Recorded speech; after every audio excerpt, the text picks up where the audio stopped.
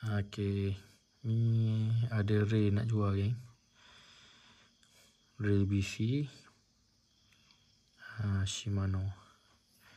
Shimano SLX DC yang ST punya 71.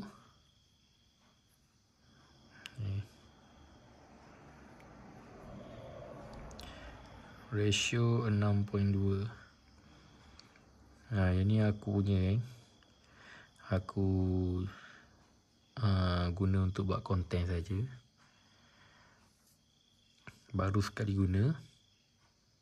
Aku nak lepas harga 820 je geng. 820 je geng. Kalau korang beli baru geng, 1200 geng. 1100, 1200. Ni condition memang macam baru lah.